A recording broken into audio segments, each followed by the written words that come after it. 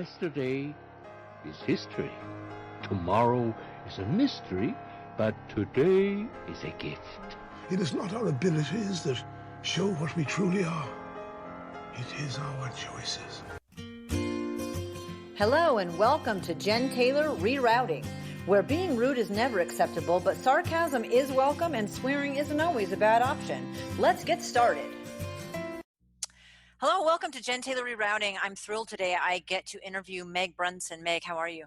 Good. How are you? I'm fantastic. I'm excited about this. So your website is megbrunson.com, kind of like me. You just went with your name.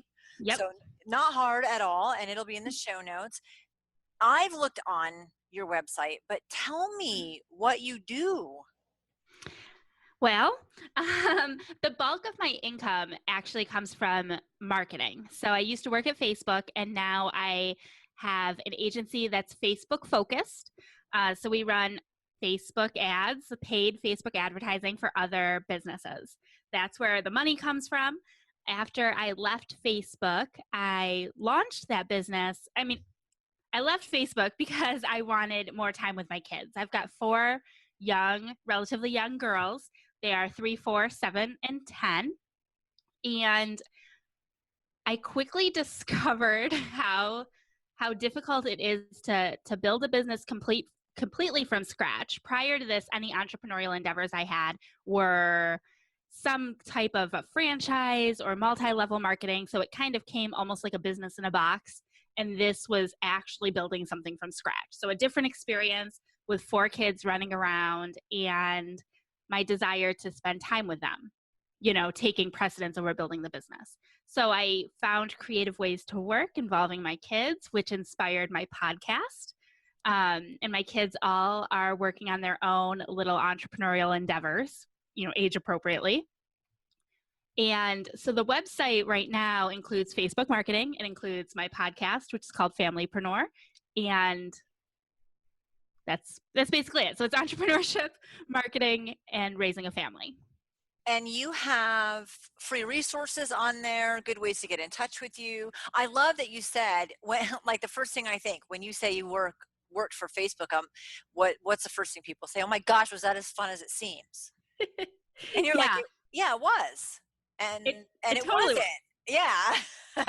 Well, and it was so fun. I tell stories all the time about it'll be like a Friday at 1:00 and, nobody answers their phone at Friday at 1:00, after 1:00, and we're Pacific time. So 1:00 here for the East Coast is 5:00 and people are home at that point. So the slowest time of day is Fridays after lunch.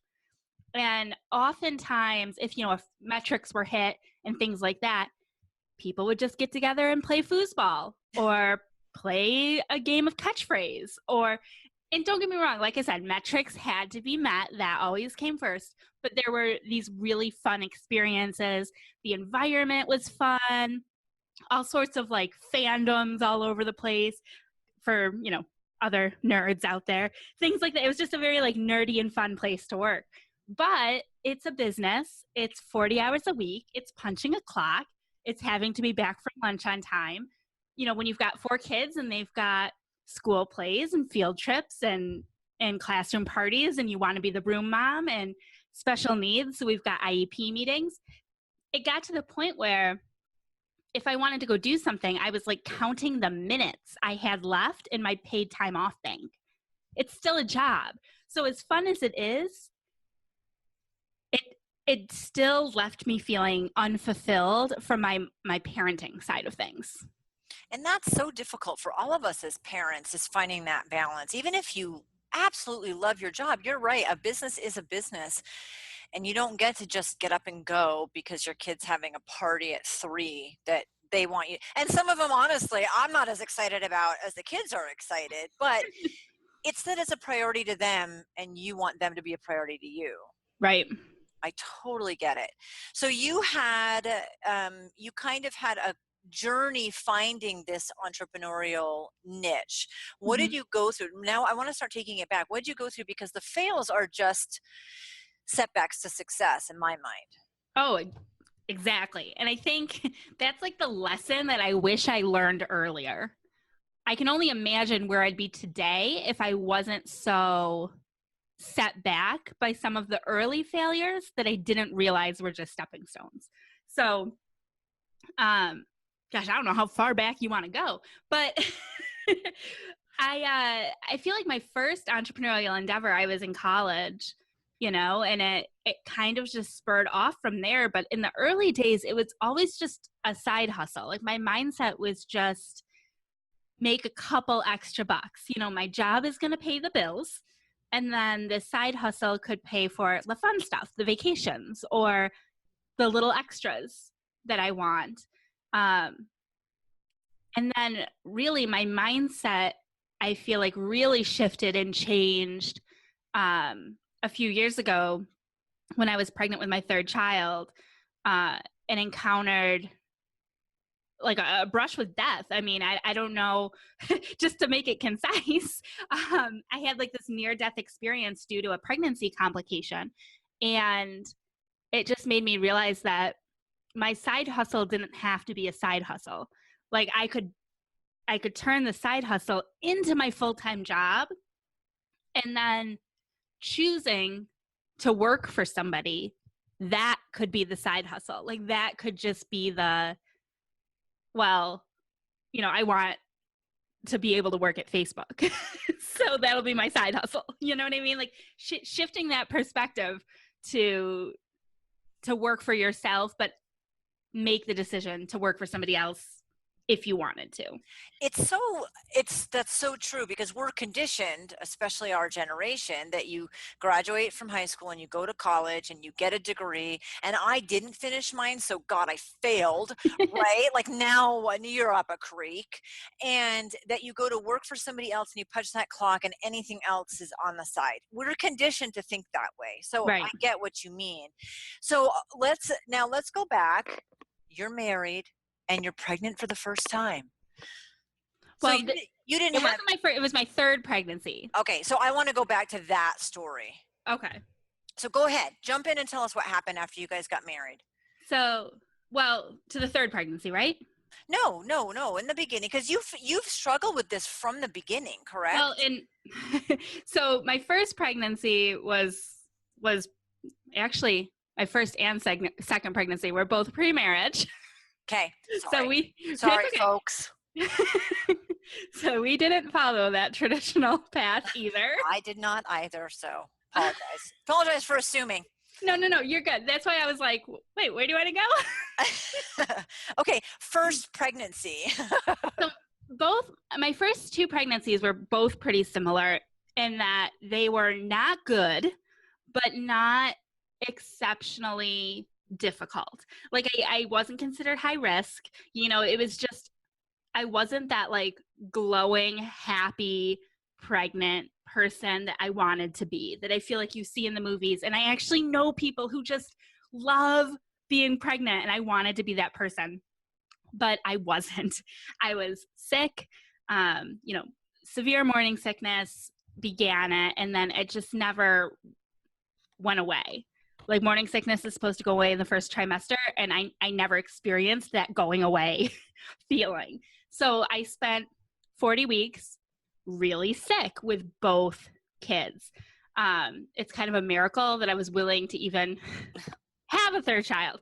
But I feel like that's, like I said, there were no like significant things that were wrong with them, other than it just wasn't a good experience.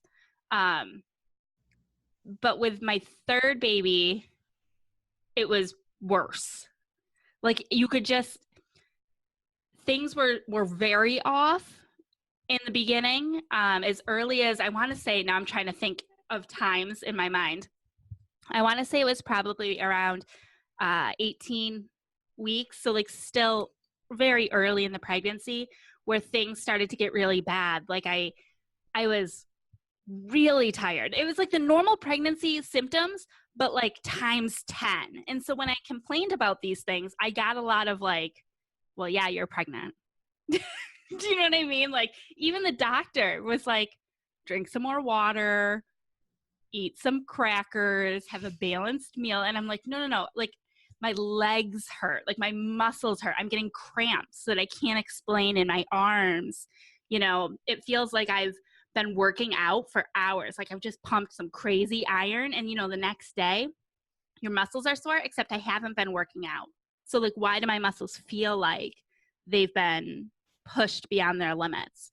And the answer was always drink water, rest often, like do all of these things. And I'm like, ugh, but they're the doctor. And so I followed what they did. I had to be pulled out of work at 22 weeks, which is ridiculously early for anybody who's familiar with that whole process. And for the first time in our lives, we were on food stamps and we had to get all of this assistance because we weren't prepared. You know, we were a paycheck to paycheck family.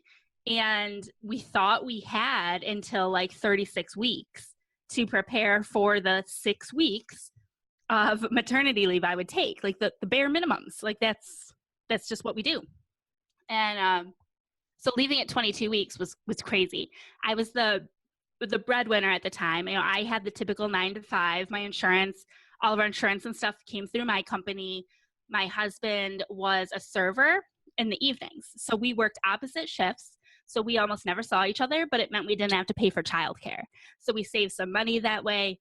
I have some history of trust issues with childcare because of some abusive situations that I experienced when my daughter was my first daughter was a baby. So we really were hesitant to put the kids in childcare. And when I stopped working at 20 weeks, like I said, we were just drowning. It was like, what do you do? We weren't prepared. We've got these 2 other kids. And suddenly you feel like you were irresponsible to have a 3rd child, you know, and you were irresponsible to not have, you know, what do they recommend? Like 3 months of income saved or something like that. Like the gurus, we didn't have that, but we had to do the best with what we were given. And in the process, I quickly realized that I didn't want to go back to work. I was like, that's amazing. Like among all of this, like, yep. You know, we can't afford anything. We can't, I said to my husband, you know, I lost my dad when I was 11 and, ironically from the same hospital that I was admitted to during this pregnancy. So I'm sitting in this hospital room, terrified that I may die like my dad did, you know, and like, I was that kid who lost a parent way too young, you know, and went back and didn't have the pictures that she wanted with her dad. Like my dad never was in the pictures. And, you know, I still to this day feel like I was somehow cheated. You know what I mean? Like that I don't have the pictures, the memories, the things I wanted. And that was the moment where I was like, damn, I'm going to do this to my kids. Like I'm going to do this to my kids. Like I'm about to die.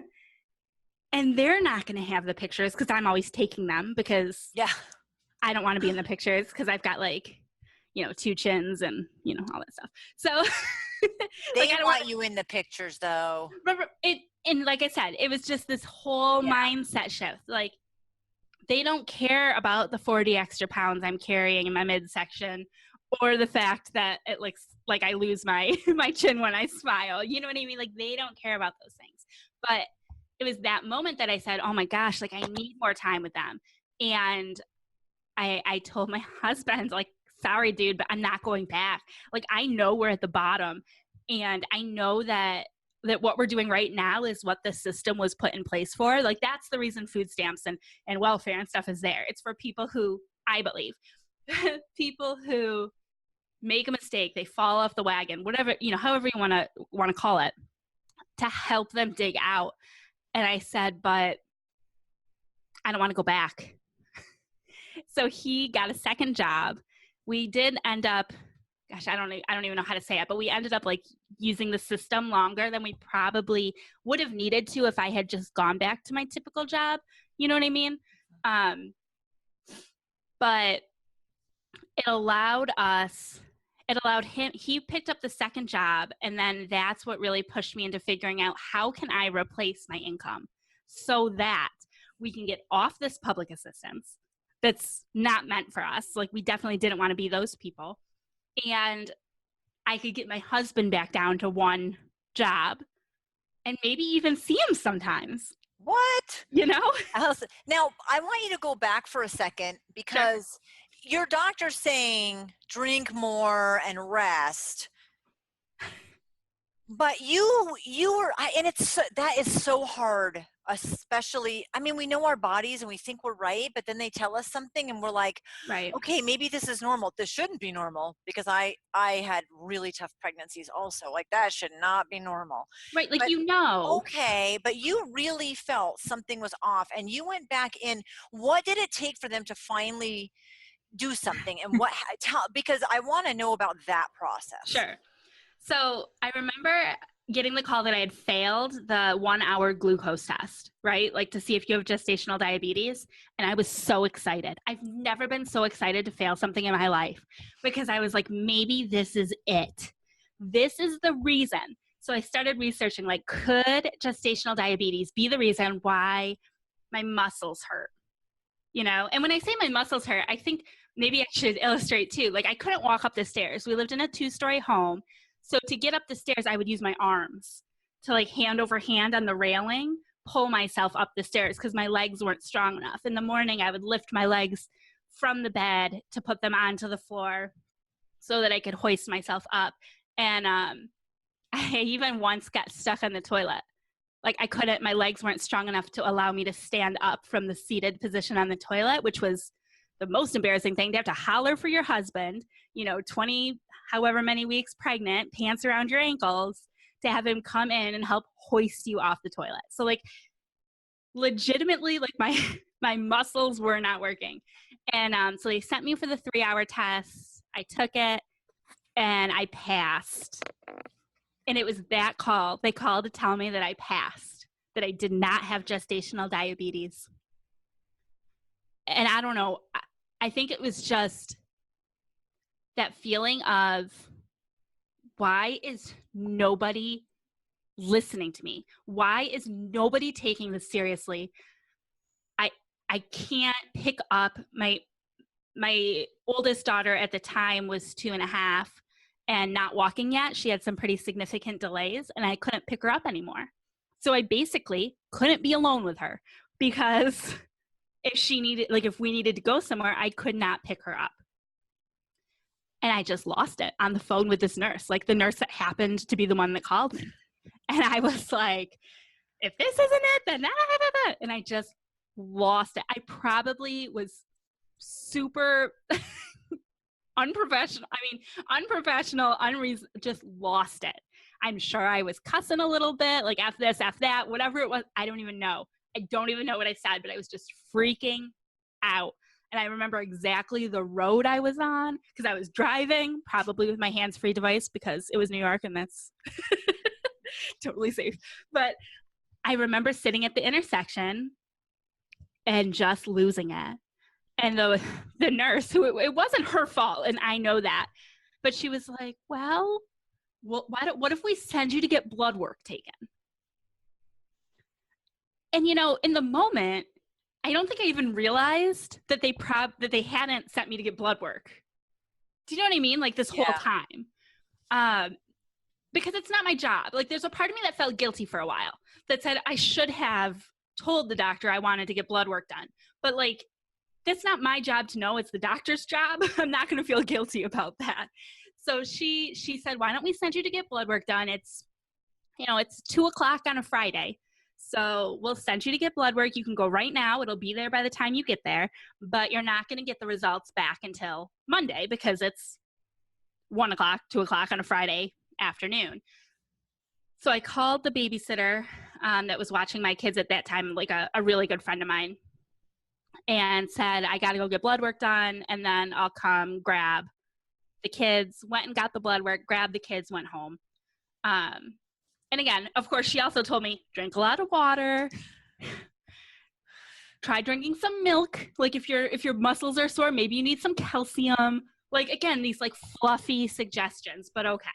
So I remember then Friday night, my husband was having a picnic outside with my 2 kids. 5 o'clock on Friday night. But by 5 o'clock, I was so tired, like every muscle in my body was so tired that I couldn't sit out and have dinner with the family. I was laying on the couch, and I noticed that I had a voicemail on my phone. And at this point, it had been about 3 hours since I gave blood on a Friday afternoon, and they told me, I wouldn't hear from them until Monday. So whatever. But I checked the voicemail, and it was the hospital saying that, when they take blood, they run like preliminary testing. I think it's standard. I mean, I have to assume it would be standard for all blood work. And all the message said was, we ran preliminary tests and we need you to report to the emergency room immediately. That's all it said. What do you do with that? I mean, holy cow. Right. Like, well, I was like, well, no. Do you know what like, no. Like, do I call an ambulance? Do I drive myself? I'm going to need some more information. So I called back and I asked for more information, and they said that my potassium was low. And I'm like, oh, well, I hate bananas. So that makes sense. Do you know what I mean? Like, okay. So I told my husband, my potassium's low. I assume it's like being anemic or something, your iron's low. So they want me to go in, and I'll probably get a shot or a pill and be back. I don't think it's going to take that long. And my mom, who I also called to just keep her in the loop, was like, oh no, I'm going to pick you up. Like, don't drive. I'm going to pick you up. So she came and grabbed me, and I brought my computer, but I didn't bring my charger because my computer was fully charged. I mean, how long am I going to be, right? Like, a pill, a shot, whatever. And I didn't go home. They took me in the ER, and I was there for over a week. Because they couldn't, so they did try to give me a shot of potassium, and my body was just rejecting it. So, like I said, that was the moment. I've never had a medical issue where even once the doctors started listening to me, they were like, we have no clue why this was happening. For a week, it was like an episode of House. I don't know if you're a House fan. I love that show. Now I look at it totally differently every time I watch it. But I was assigned a specialist, and it was a teaching hospital, and I had students parading through my room. And one of the students even told me, he said, in class, we've been the entire class has been instructed to meet you face to face. Right. Because it was like the topic of their discussions. Why? Was it really the potassium was what was doing it? Your potassium was so low? It was. So electrolytes, and again, I am not a doctor, so I'm only able to I'm telling you what I remember. And so if anyone doctor's listening, if I say something a little wrong, but electrolytes seem to work together. So the electrolytes that I was having an issue with were potassium, magnesium, and calcium. Okay. So when one goes up, they all go up. When one goes down, they all go down. Somehow they kind of are just buddies in your body, and they work together. So my levels were extremely low, and you need electrolytes for your muscles to function. So all of that soreness, the cramps I was feeling, that was my muscles dying. Like they were breaking down because they didn't have the electrolytes that they needed to survive. And when your muscles break down, again, not a doctor, just telling you what I remember. But when your muscles break down, they release lactic acid. So that's why, you're supposed to stretch after you work out and do all of that stuff, drink a lot of water. So all of this lactic acid is floating around my body, and I don't have these electrolytes to keep my muscles working. And of course, your heart is a muscle. So my leg muscles are dying, my arm muscles are dying. What's going to go next? Do you know what I mean?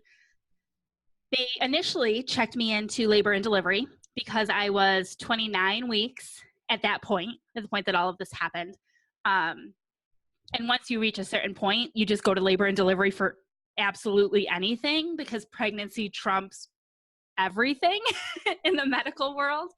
And I remember being in that room and hearing the doctors talking outside going, she can't stay here. She cannot stay here. We do not have the ability to monitor her heart like it needs to be monitored.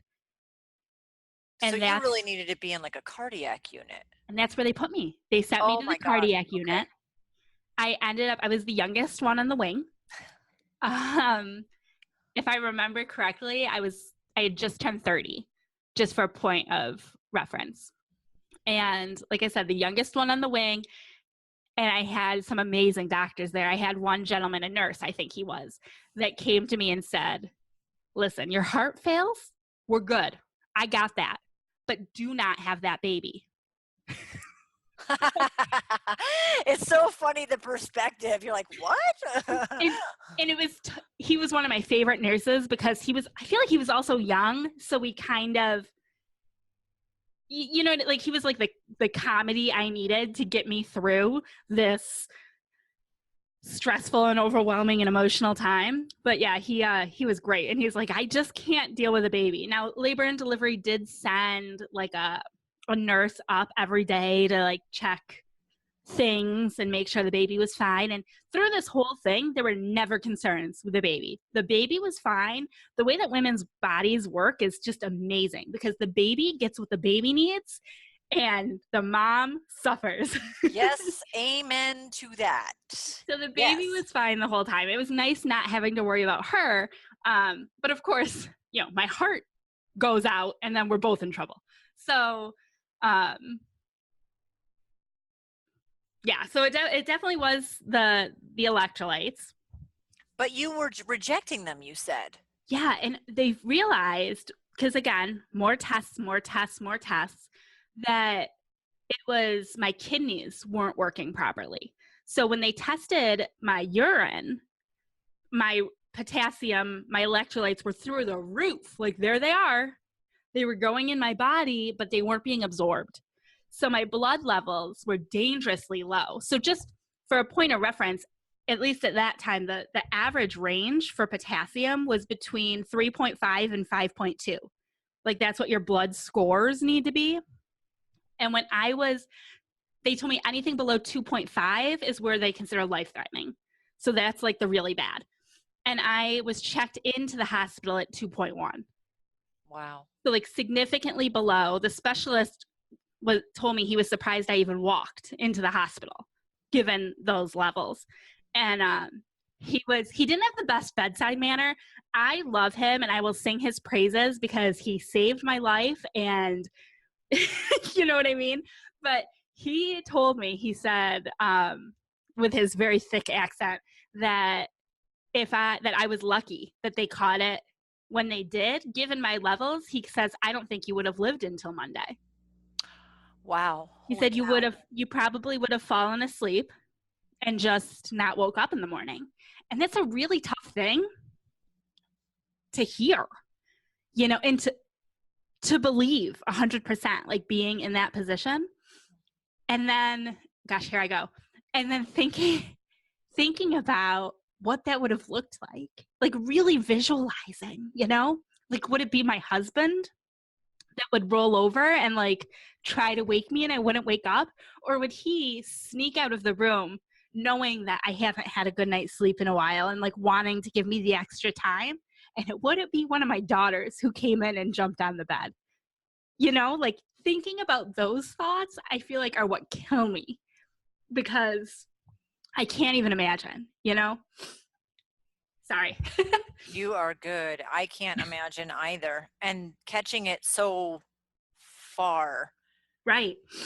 And you even on Friday night, like, oh, come on, as sick as you felt, like, really? Like, can't this wait?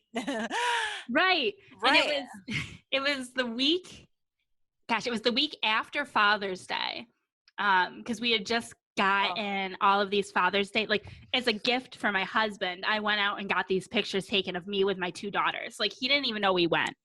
And so I got the pictures printed out and like those are what I put up. And there was a part of me that was like, well, at least we just got these pictures. Holy so if something happens, at least they have these pictures, But man, it sucked. I'm not gonna lie, it sucked. It was such a tough week. And then what happened after the week? So you're there for a week and then you went home? Well, yeah. So towards the middle of the stay, I'd say, they realized it was my kidneys.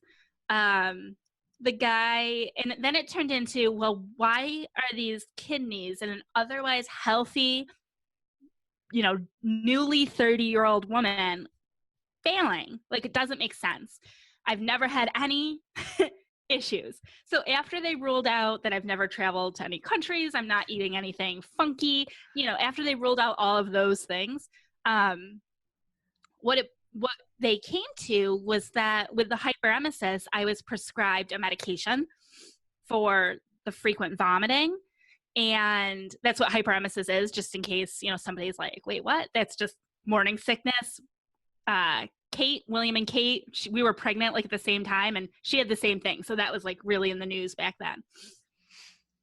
And apparently there was like a really rare side effect to that medication that could cause kidney issues. And so they kind of were at a point where they're like, well, that's all we can come up with. It was likely a reaction to this medication. I had to stop the medication at that point. And they prescribed me these super high doses of potassium. So the pill, like a potassium pill, is probably double the size of a typical prenatal. So for anybody who's been pregnant, prenatal vitamins are large. Huge. They're like horse pills. And they're like those dry like they're not like an easy coating. So they're like chalky. So I feel like they're not easy to swallow. And this was bigger. And I was prescribed, I had to take two at a time, 4 times a day. Okay. And when I went to the pharmacy, when they finally did let me out, the pharmacy said, we can't fill this. Like, this is such a lethal dose of potassium. It was obviously an error and we can't fill it. And I'm thinking, if you don't give me those pills, I'm going to die, literally die. So they had to call the doctor. But it was such an unheard of situation. Like, even the pharmacy was like, I've never seen a human be able to consume, because with potassium, if you go over the high limit, you have the same risks. It's like you have to be in that like sweet spot. An extreme one way or another is going to kill you. So they didn't want to, the pharmacy was doing their due diligence, to make sure it wasn't like a clerical error. But they sent me home with a ton of pills.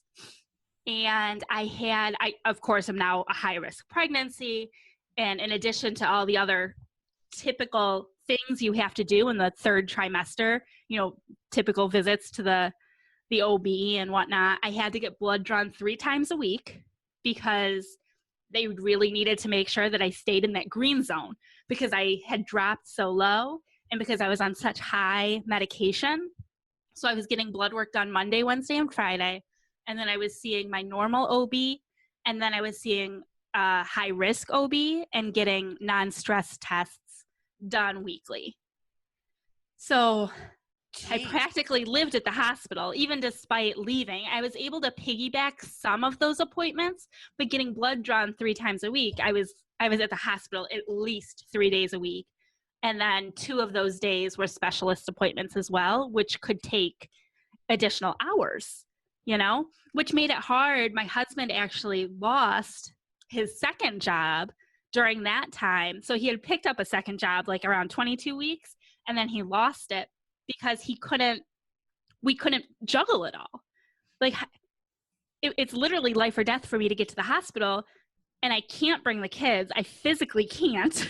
And at this point, people are starting to realize that it's not just me being lazy. It's not just me trying to be a princess. It's legit. Like, I can't do it. And so people started finally allowing me to take care of myself a little bit. But like I said, he ended up losing the 2nd job he had just gotten, which kind of threw us another step back, before we were able to climb out. And then the funniest thing, I think, was once the baby was born, all was well in the world again. Like, just like that. Problems went away. And so we thought. So you thought. So, I mean, that's not uncommon because like you said, the baby's fine through the whole thing because they are getting what they need. But I mean, I know it's a derogatory term, but it's like having a parasite. Yeah. Yeah, I mean, really, being pregnant is pretty much like having a parasite, just live off of With you. love. You yes, I you love want the Parasite. parasite, you love the parasite. Right, but well, you didn't have to be on that medication anymore. Nothing was draining your body or throwing you off in any. So I'm not surprised that everything went right as rain as soon as now. But did you have trouble during the delivery? Yeah. So with my first two kids, so it's kind of funny. With my first two babies, they were born at exactly 39 weeks and 2 days. So with baby 3, it was kind of a joke. It was like, well, her due date is September 5th, so she's going to be born on August 31st because I have babies at 37 weeks and 2 days. It's like and sure enough, August 31st, I woke up with contractions. Yeah. And so then I'm like, this can't be real. Do you know what I mean? I couldn't have just called that, right? But strangely, baby 3 was my longest labor. So baby number 1 came in about 3 hours. Baby 2 came in an hour and a half. Because they were both so quick, there was no time for medication. I remember with baby 1, they offered me Tylenol, and I just about slapped them. But with baby 3, she was taking her time a little bit more. So when they said, "Do you want the epidural?" I was like, "Where do I sign?" Like, I've never had this epidural thing. I know I can do it naturally, but like, if I have a chance, why not? Like, why not try it out, right? I've had this awful pregnancy. I might as well have an easy birth. And God, it was the worst. It was the worst. So I get the epidural, and I think, whoa, this is working. Like, this is great. Like, I remember turning to my husband. He was on my right. I turned to the right. The epidural stuff was on the left. And I said, "Babe, I feel great. I'm like, I think I'm going to take a little nap, like in between these contractions." And the next thing I know, there's alarms going off. There's oxygen on my face. My husband is gone. I have no clue where he is. There are people all around me. I code blued on the table. So they gave me the epidural, and then my blood pressure dropped. And like, I don't remember anything other than thinking, this is wonderful. I'm going to get to rest a little bit because I was tired. But no, that was me just dying again. No big deal. So At least it felt good. I mean, there's until they woke me back up. And then it was like, I don't know if you've ever had oxygen, like a mask on you. It's like a lot. It's like somebody's got like a high-powered fan in your face, and you almost can't breathe because you're drowning in air. And I'm like trying to rip the mask off because I feel like I can't breathe. It was a struggle. So they got me back level, and then I'm able to see my husband, who was like pushed into the back corner of the room. The poor guy, probably terrified, like having gone through what we had gone through this whole pregnancy. And then they tell me that they can't find the baby's heart rate. Like, they've lost the baby. They've got the monitors. They've gone internally to put the monitors like on the baby's head. Apparently that's a thing. Nothing. So now I'm like, crap, like, so they're talking about emergency C-sections and prepping an OR. And I'm thinking, no. Like, this is not part of the plan. Like, this is not part of the plan. What is happening right now? Now, luckily, they were able somehow to pick up the baby from the traditional like belly band things that they use, those little round things. I'm sure there's words for those. So they said that they could put off the OR as long as they could keep the baby's heart rate externally, but they couldn't find it internally, which didn't make any sense to me. But at that point, they popped, they broke my water, and they were just like, we're just going to try to get this baby out. I mean, I was in active labor. That's why they had given me the epidural. Yeah. Thank you. The epidural to begin with. So it's not like I was not in labor already, but they were like, we need to try to just move this along quicker. And she was born, 20 minutes later. And like I said, the epidural was just an awful experience. I had had 2 babies naturally. So even despite, blacking out or whatever on the table, once I came to, like, I couldn't figure out how to push. It wasn't for me. No judgment if somebody wants the epidural. I just felt like I didn't have control over my body, So like my first 2 babies, once they were ready to come out, I could feel what to do and my body almost took over. And with the epidural, I just felt like since I couldn't feel anything, I wasn't sure how to push. Like, is that working? Is that what I'm supposed to do? It didn't feel, I don't want to say it didn't feel natural, but it didn't. It didn't feel natural. It didn't feel, I wasn't in control. But she was born. She was okay. And I was okay, after that point. And then you went back to feeling normal. No potassium, no issues. Everything's good. Right. And even though things are holy crap, is this stressful? In your mind, you're still thinking, I don't want to go back to work. Right. And then just for reference, how long, because you had 2 really tough pregnancies, which I totally understand. So like you said, it's shocking that you would have a 3rd. How long did it take you to get pregnant the 4th time? And we joke around. We were like, we're still trying to figure out where babies come from. Because we didn't. Baby 4 was one of those, like, how do you have 3 babies and say that a baby was unplanned? Do you know what I mean?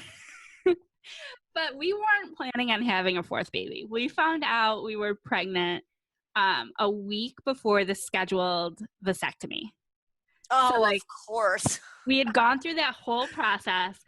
And there was a waiting period, like our insurance had like a waiting period for him. So he had to go in for like a consultation and then wait 30 days, just to make sure that he really wanted it or whatever. Like, despite, dude, we really want it, So, so that was kind of a mistake on our part, a fluke, however you want to call it. But it was, and now I'm trying to think, because I found out I was pregnant right around Halloween time. So it was just over a year, maybe 14, 15 months after having my 3rd child that we found out we were pregnant with our 4th. And I immediately called the specialist. At this point, I have switched OBs. I quickly realized that this may be a silly, like a duh statement, but like I wasn't happy with how everything was handled, So I said, I can't trust this guy with another pregnancy. So I switched doctors. And because it was ruled a reaction to that medication, I just said, I'm not taking any medications. Like, I will go super crunchy and all natural, and we will use C-bands, and I will eat ginger, and I will do every single thing I can do. And if I have to vomit every day, I'll vomit every day. But I am not taking meds. And I was so confident that that's all I would need to do. And I was 19 weeks pregnant when I got a cramp in my arm. And you knew right away. I was watching a movie with a friend of mine, a girlfriend, and I looked at her and I said, my potassium's low. Damn it.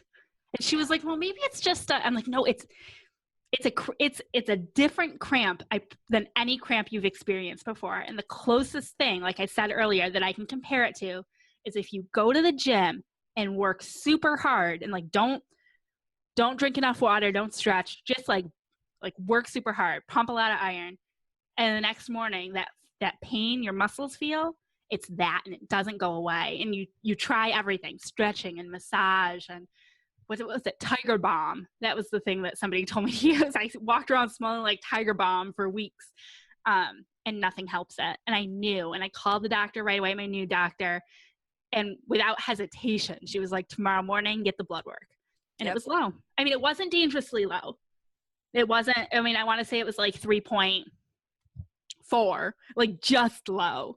But I got back in with the specialists, and they were like, I guess it wasn't a med reaction. And then we started all over again. So it wasn't a med reaction. Great to know. And now you're familiar with it and you find it immediately. Mm-hmm. Did that make it easier? Easier in the sense that we at least knew a little bit about what was going on. I knew that we could manage it with the pills and with the frequent doctor visits. I mean, I feel like it was a little overwhelming because number one, it was earlier. Like the cramps didn't start for me until later, during my third pregnancy. So with my fourth, them starting earlier was like, oh my gosh, like now I'm only 19 weeks pregnant. I've got likely 20 to 21 more weeks of what, 3 times a week getting blood work? Like, that's overwhelming. Like, am I really going to have to go drive 20 minutes to my blood lab 3 times a week? And now I've got 3 kids juggling. And in the end, it's all totally worth it. But at the moment, it's like, really? Is this... I thought we'd at least made like an educated decision in this. And we were just thrown for a loop, and they had no idea. They had no idea what was causing it. And at that point, I don't think it mattered what was causing it because we knew we just had to get through it, And the funny thing, I don't even know if we talked about this, but another funny in quotes thing is that it was probably about 3 months later, so the beginning of my third trimester, that I had like this other like super weird symptom. Like my arms, like my forearms were like itchy.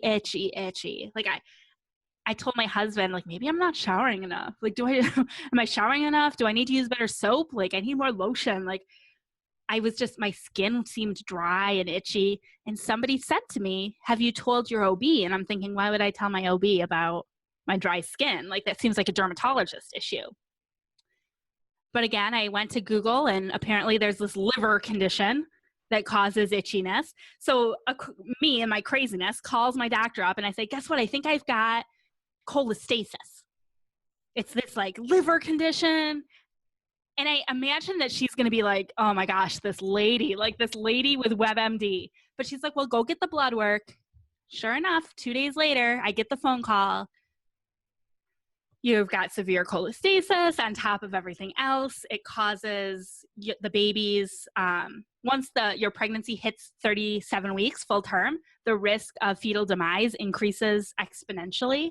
So basically what this means is that I'm going to have to be induced early, pretty much guaranteed to have a preemie baby.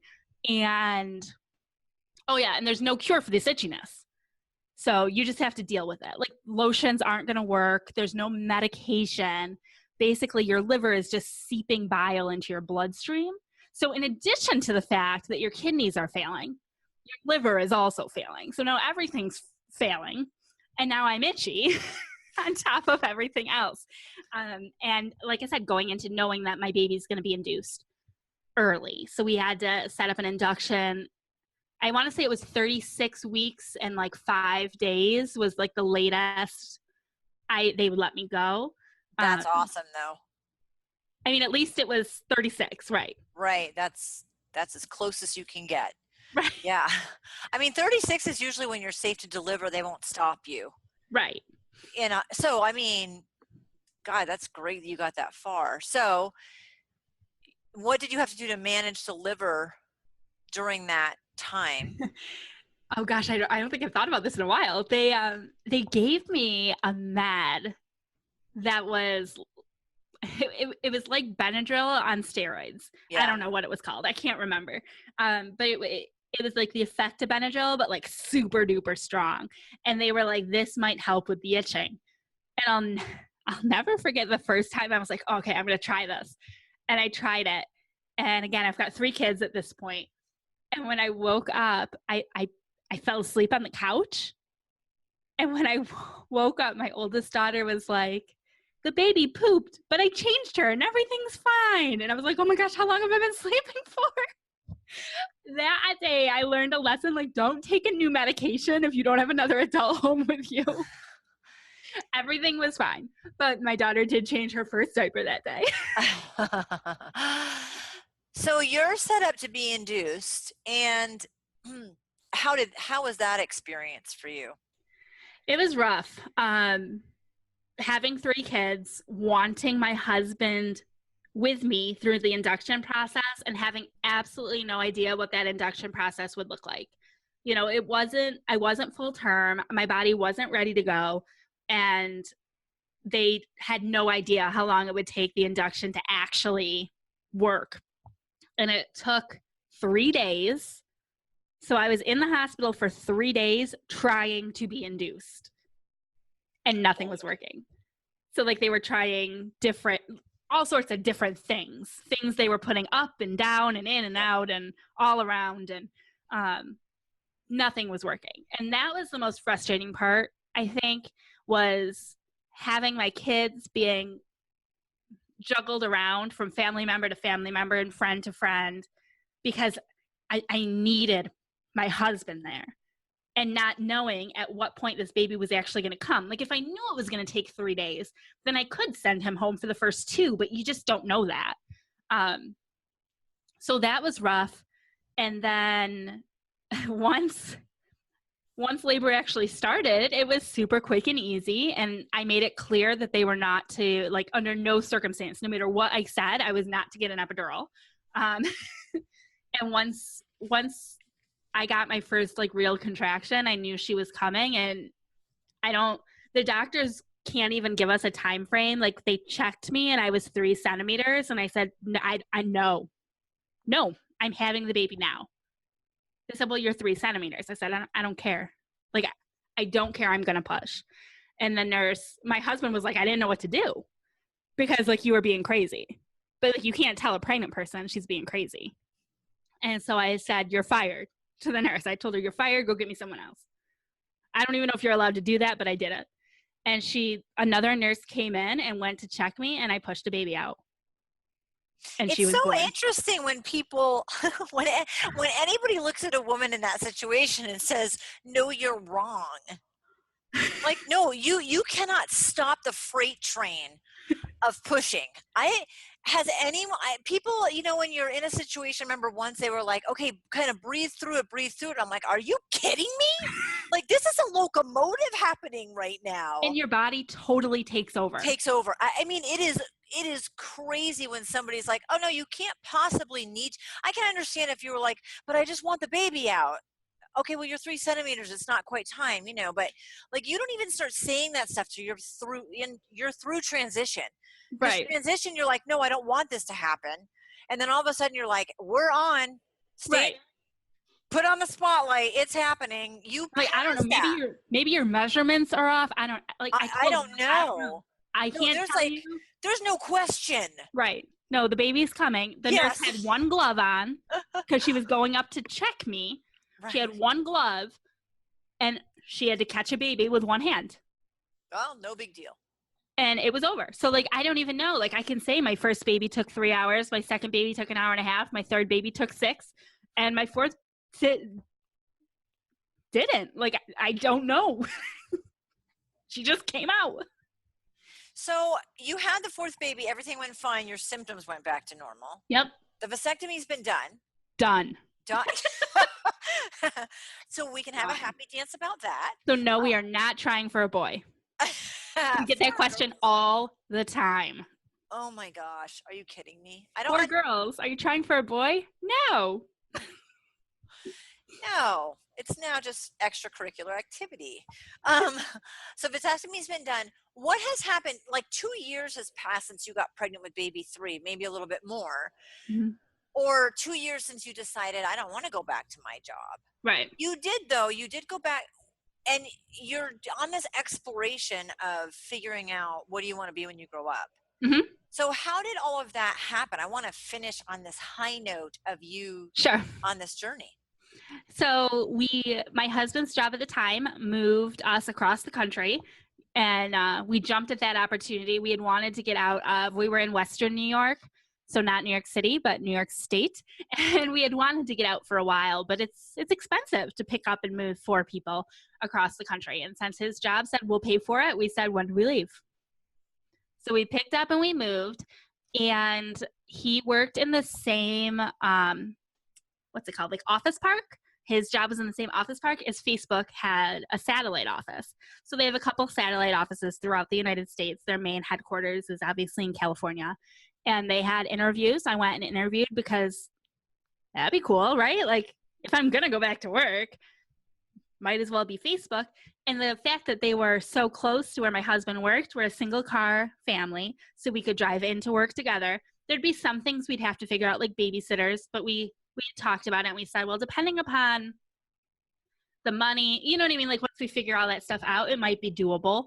And I've been out of work now for 4 years. I mean, I've been building my own thing, but it hadn't brought in full-time income. It had brought in enough to very happily supplement what my husband was bringing in, but like we still needed his job.